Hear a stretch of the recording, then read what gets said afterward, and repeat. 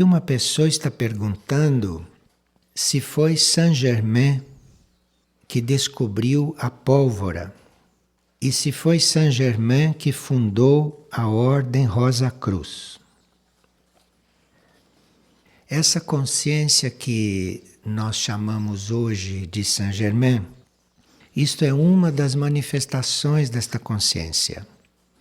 Esta consciência, manifestada em outras épocas, esta consciência manifestada muito antes, foi que descobriu a pólvora. Bem como esta consciência, também manifestada antes em uma outra encarnação, fundou a Ordem Rosa Cruz. Como esta consciência reencarnou em um outro que teria escrito as peças de Shakespeare. Não se pode dizer que tudo isto seja Saint-Germain, porque Saint-Germain foi a última vez que ele tomou um corpo físico aqui na Terra. Agora, esta última vez que ele foi visível em corpo físico, ele teve uma história muito estranha, porque ele não era mais um ser que estava reencarnando.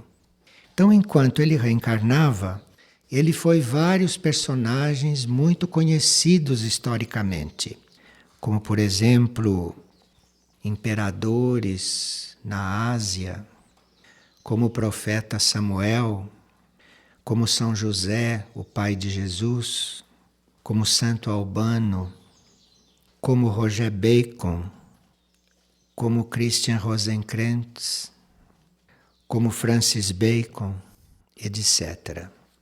E cada um desses foram personagens históricos, representaram muitas coisas para a história do mundo. Mas quando surgiu Saint-Germain, esta consciência já estava fora da roda das encarnações. E assim, embora ele fosse muito conhecido, e embora ele fosse visto, encontrado, durante mais de 100 anos, sempre com a mesma idade, sempre com a mesma fisionomia, encarnado, ninguém sabia de quem era filho, ninguém sabia como é que ele apareceu. Constava que ele era um judeu alemão. Só isto. Ninguém sabe mais nada. E também não se sabe se era isto, mas constava. Durante mais de um século, este personagem surgia fisicamente em vários lugares. Tanto assim que durante mais de um século ele teve vários nomes, porque ninguém sabia muito bem o que ele era. Então, num país ele tinha um nome de um príncipe, no outro país ele tinha um outro nome, e na França chamavam de Saint-Germain. Agora, a origem deste nome é porque, a uma certa altura, ele comprou uma grande propriedade chamada San Germano, na Itália, e comprou do Papa o título de conde, porque naquele tempo o Papa é que vendia esses títulos. Então ele comprou o título de conde. Como é que ele comprou? Também ninguém sabe, porque ele tinha a possibilidade de materializar ouro e de materializar diamantes. Então, o que ele quisesse, ele comprava, porque ele materializava o ouro, materializava o diamante. Foi muito curiosa esta última aparição física desta consciência. Depois disso, não podia mais aparecer aqui, porque não tinha mais nada o que fazer. Mas isto veio, num certo sentido, para quem sabe ver até onde chegam as possibilidades de um homem.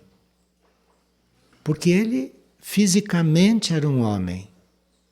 Com tudo isso, sem ninguém saber o que era, nem de onde tinha vindo, nem para onde ia. Com tudo isso era um homem, fisicamente era um homem. Então vê-se dentro de um corpo físico humano, ou um homem, ao que pode chegar. Então, as tarefas que Saint Germain desempenhou, nesta última aparição dele física, foram muitas. Ele tinha muitas tarefas perante a hierarquia, etc. Mas para nós, deixou esta mensagem: veja onde vocês podem chegar. E realmente, nós não precisamos nascer, não precisamos morrer. Nós não podemos entrar num corpo transmutados, não podemos sair do corpo, ceder o corpo para outro, na lei da transmutação. Já pela lei da transmutação, você não precisa nascer, ninguém precisa saber de onde você veio. E de onde você veio? Você entrou aí agora, de onde você veio? E você sai, transmuta, para onde você vai? Então, a lei da transmutação já está aí. Agora, a outra parte do processo, quer dizer, você criar um corpo quando precisar, e quando não precisa mais dele, você desaparece, esse corpo não tem mais, isto nós ainda não chegamos. Mas se ele fez, se isto aconteceu com ele, ficou demonstrado que a humanidade pode chegar a isto. Então isto foi a última mensagem que ele nos deixou. Agora, a história da pólvora foi um dos feitos desta consciência. Só que não era Saint Germain. Estava encarnado em Roger Bacon, que era um frade franciscano, adepto da alquimia e das artes mágicas. No século XIII, você podia ser um frade ou podia ser um abade e ser mágico. Não chamemos de feiticeiro neste caso, em outros sim. Mas nesse caso, o frade franciscano era que lidava com pólvora, descobriu a pólvora, não é? E fazia astrologia filosófica, que nós também perdemos um pouco isto. Quando Roger Bacon desencarnou e reencarnou, aí veio como esse Christian Rosenkreuz. E este foi terrível. Terrível no sentido de fundar uma ordem Rosa Cruz, que deu muita dor de cabeça para a igreja. Deu muita dor de cabeça para tudo que existia de estabilizado na época, né? Tudo que existia de cristalizado. Mais ou menos em 1400, dava-se o nome de Rosa Cruzes a todos aqueles que eram discípulos deste Christian Rosenkreuz. E isto tornou-se então, naquela época, uma ordem de estudantes místicos. Era secreta, era muito difícil ver os limites entre esta ordem dos estudantes, esta ordem Rosa Cruz e a maçonaria. Era muito difícil estabelecer os limites aí, principalmente porque logo que esses estudantes se reuniram, eles resolveram que esta sociedade ia se manter desconhecida, secreta e invisível por 120 anos. E conseguiram. Então veja que era uma coisa séria esta encarnação de Saint Germain. Nesta encarnação, aos 16 anos de idade, ele já trabalhava com magos. E durante 5 anos, ele teve contato direto com os magos que eram possível encontrar naquele tempo. E com 20 anos, já viajava pela Turquia, pela Palestina, pela Arábia, onde obteve muito conhecimento oculto, porque todos estes países eram verdadeiras fontes de conhecimento oculto. Quando Christian regressou à Alemanha, ele, depois de tudo isso, depois de ter percorrido, de ter tido contato com todos esses sábios e tudo, ele encerrou-se numa gruta. E naquela gruta ele ficou solitário. E quem o via, neste período, quem o via, viu que ele sempre viveu muito saudável. Então, a Ordem Rosa Cruz teve todos esses princípios, mas não se pode dizer que tenha sido fundada por Saint-Germain. Foi fundada por esta consciência em períodos anteriores. Na atualidade, esta consciência não se exprime mais fisicamente. Então, com esta materialização deste homem, que na França chamaram de Saint-Germain, com esta materialização, a partir daí ele deixou de se exprimir fisicamente. E hoje trabalha fora do corpo físico como consciência, com energias cósmicas.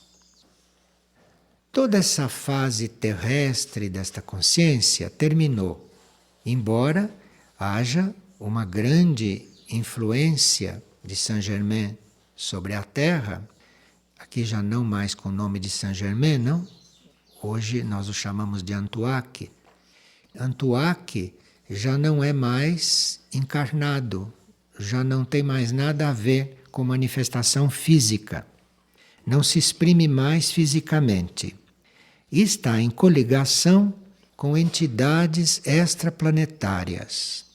Enquanto nas suas aparições nesta Terra, em diferentes encarnações, ele sempre vivia entre governantes, entre políticos, entre aristocratas, reis, etc., Antoine já não tem mais essas coligações. As coligações de Antoine são atualmente com as entidades extraplanetárias. E essas entidades extraplanetárias e o próprio Antoine têm contato com alguns seres encarnados, mas que se mantêm todos incógnitos. Então, se um ser encarnado disser a vocês que tem contato com Antoine, ele está literalmente mentindo, ele está falsificando, porque os contatos de Antoine são com entidades extraplanetárias e com ninguém aqui na Terra, como porta-voz de Antoine. Agora, o trabalho dele na Terra é favorecer a transição da Terra para que ela se dê harmoniosamente, ou o mais harmoniosamente possível. A Terra está em transição, existe uma transição mais ou menos pacífica, mas existe também uma transição que inclui certos fenômenos, certos acontecimentos não físicos mesmo. E Antoine está com este grupo de entidades extraplanetárias, não? Favorecendo para que esta transição se dê o mais harmoniosamente possível. Totalmente harmonioso não vai ser possível por causa do karma do planeta e por causa do karma da humanidade, como vocês têm visto pelos desastres coletivos que têm havido. Mas, por mais desastrosa que seja a transição, nós podemos estar seguros que este grupo, que Antoine, está fazendo o máximo de harmonia que o karma permite. Agora, esta consciência, Antoine, hoje não toma mais a forma humana, como fez como Saint-Germain. Não toma mais a forma humana. Uma forma que ele pode tomar em momentos especiais, em momentos em que tem que contatar mais de perto os planos etéricos, é forma de luzes no céu. Então, num momento especial, para efeito de magnetizar de uma forma especial o planeta ou áreas do planeta, então pode haver uma luz aí no céu que nós podemos até confundir com uma nave, ou podemos confundir com uma estrela, e aquilo pode ser uma manifestação a mais material possível de Antuak. E hoje ele está muito presente na Terra, porque a vida, é a alma, é a coordenação de Mirnajá, que não é físico, e integra conselhos cósmicos. Então, através de Antuak, a Terra está participando de conselhos cósmicos. Então não é que Antuak seja um ser terrestre. Antuak hoje é um ser cósmico, mas através dele a Terra está participando de alguns conselhos. E isto é muito importante. Então, a biografia deste Saint-Germain é uma biografia muito duvidosa, porque para alguns biógrafos ele era um Deus encarnado, imagine. E para outros era um hábil judeu. Então não serve nenhuma coisa e nem outra. Então nós estamos em alto mar com aquilo que é importante na biografia de Saint-Germain. O nome Saint-Germain vem da propriedade que ele comprou, que chamava San Germano, na Itália, e o título de conde foi o Papa que ele vendeu, a peso de ouro e de diamantes. Claro que bastaria dizer isto para um historiador dizer que era um charlatão. Só que esse charlatão, entre aspas, fazia coisas que nenhum charlatão poderia fazer. E eram coisas que mostravam uma dimensão de consciência e uma capacidade que o ser humano pode chegar, porque ele estava encarnado num corpo humano. A única diferença conosco, deste ponto de vista, é que nunca ninguém viu Saint-Germain comer e nem beber. Saint-Germain não aceitava de ninguém nem um copo d'água. Nunca ninguém viu ele comer e nem beber. Num mundo que vivia se banqueteando, vocês imaginem que precisava ser muito hábil para estar transitando naquelas cortes onde só se comia e bebia, e naquele mundo em que ele viveu. Mas fica bem claro que não era um charlatão. Ele falava inglês, italiano, francês, espanhol, português, alemão, russo, sueco, dinamarquês, todas as línguas eslavas, e falava a língua oriental que ele quisesse. Aí não tinha dúvida. Só chamava de charlatão quem queria. Agora, todas essas línguas eram faladas com a mesma perfeição com que ele falava a língua de onde oficialmente tinha surgido.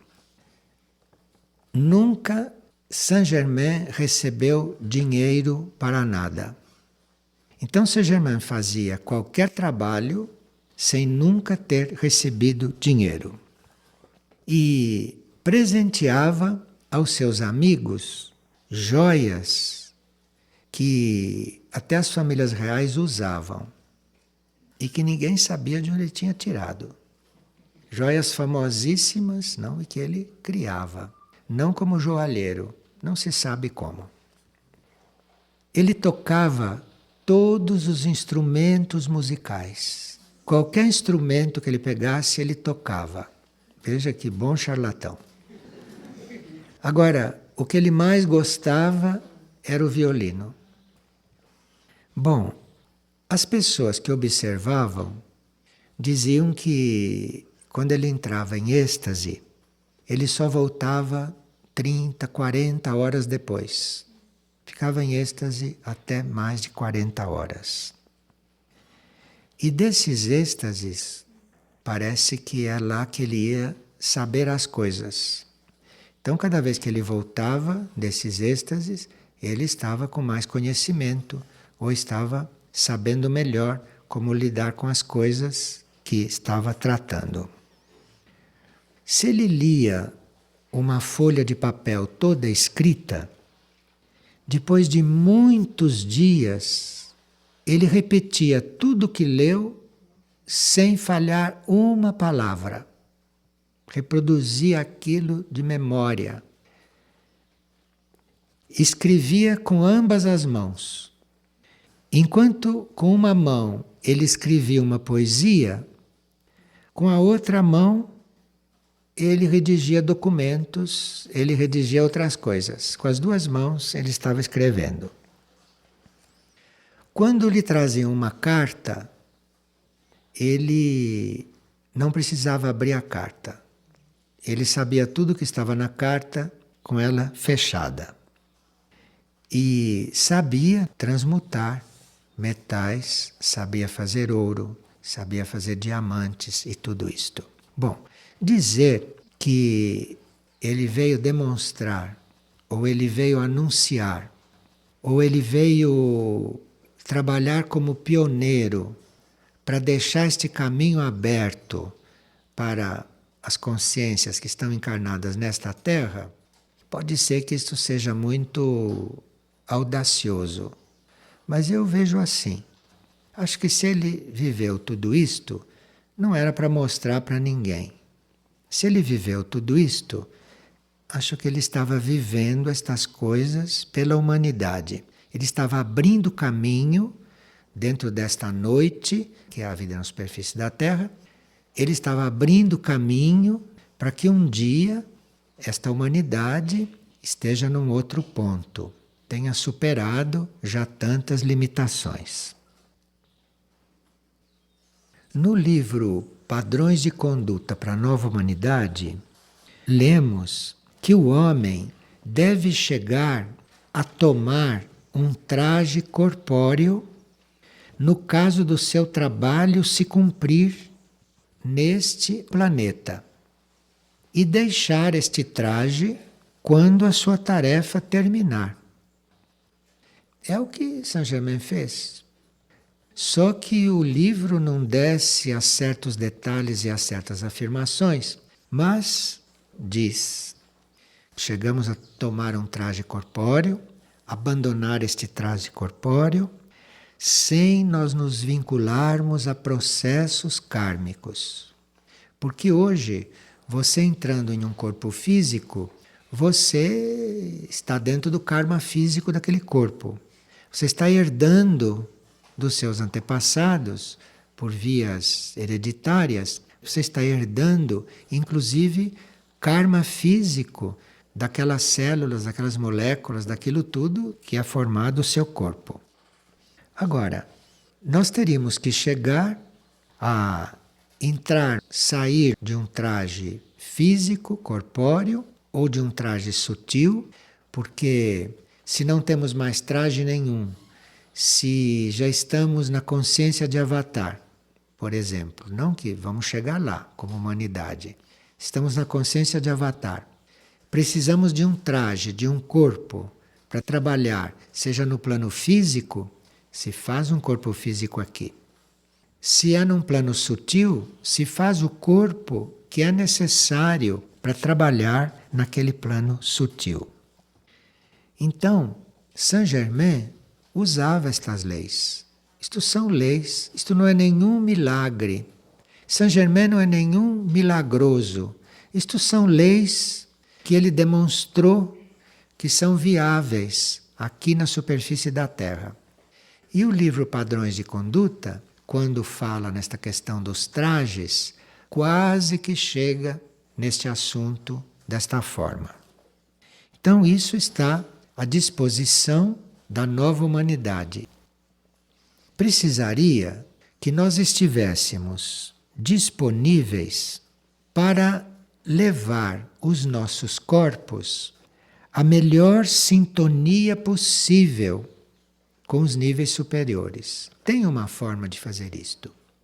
Mesmo que nós tenhamos um corpo físico nas condições dos nossos corpos, nós teríamos que estar trabalhando, teríamos que estar empenhados para criar sintonia entre este corpo e os níveis mais elevados. Nós temos que estar sempre buscando esta sintonia. É claro que isto começa no mental. A nossa mente entrar em sintonia, não? Com leis superiores, ou a nossa mente entrar em sintonia com ideais superiores e assim por diante. Então a mente é a primeira que entra em sintonia. Então, quando nós ficamos a par de todo este trabalho que Saint-Germain fez aqui no plano físico, e nós ficamos em sintonia com isto, nós ficamos em sintonia com esta energia, é como se nós tivéssemos optado por seguir este caminho do novo, mas o novo em todos os sentidos, inclusive você fazer um corpo novo quando o seu não servir mais. Hoje nós temos que levar esses corpos até a sepultura ou até o crematório.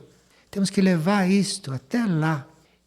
Quando você faz o corpo que quiser a qualquer momento, seja pela lei da transmutação, se tem um corpo disponível para você, como seja pelos métodos de Saint-Germain, você viver aí por mais de um século, sem nunca ter sido criança e sem nunca envelhecer. Isto é, aquele corpo tem a textura, aquele corpo tem a idade, tem a forma, tem a energia que você precisa. Porque, por exemplo, se eu tenho uma tarefa, o que eu vou fazer até chegar na idade adulta? O que eu vou fazer no berço, mamando, na escola? O que eu vou fazer todo este tempo? O que eu fico fazendo? Compreende? Então isto é uma característica da humanidade da superfície, que para certos seres, sem a lei da transmutação, é impossível estar aqui. Porque se a lei da transmutação age, então um saruma entra em um corpo de alguém, passa lá 5 anos e vai embora. Mas sem a lei da transmutação, adeus saruma, não podia estar aqui. É inimaginável saruma em um útero materno, por 9 meses, impossível. Então, a humanidade da superfície tem tudo isso pela frente. E quando não se trata da lei da transmutação, que tem várias implicações, mas quando não se trata disto, se trata realmente de fazer um corpo. E aí fazer um corpo como é preciso. Fazer um corpo com a energia, com o físico, com a idade, com tudo que é preciso para aquela determinada tarefa. E o corpo dura até quando a tarefa não estiver completa. A tarefa completando, aquele corpo, você sabe o que fazer dele. Bom, isso hoje é impensável pela mente normal e pela ciência concreta. Acontece que a ciência concreta tomou o caminho das leis materiais. E a ciência concreta se afastou daqueles antigos cientistas, que eram esses alquimistas. Então, nós teríamos que recuperar estas coisas de uma certa forma, não com esses nomes e com esta história, mas teríamos que fazer sintonia com estas coisas. Porque mesmo essas consciências que viveram tudo isto, estas consciências hoje podem estar fazendo parte de conselhos, conselhos interplanetários, conselhos intergalácticos, e por sintonia tudo isto se refaz e tudo isto passa a existir praticamente. E o fim de tudo isto é existir aqui no plano físico. Não será tão complicado como parece, porque a parte física da Terra vai ser purificada e depois de purificada vai se sutilizar também um pouco. Então, o que hoje é muito concreto, muito físico, no futuro pode ser um pouco etéreo, pode ser não tão concreto. Isso são transições pelas quais Antuak e os seus conselhos estão trabalhando e nós chegaremos lá.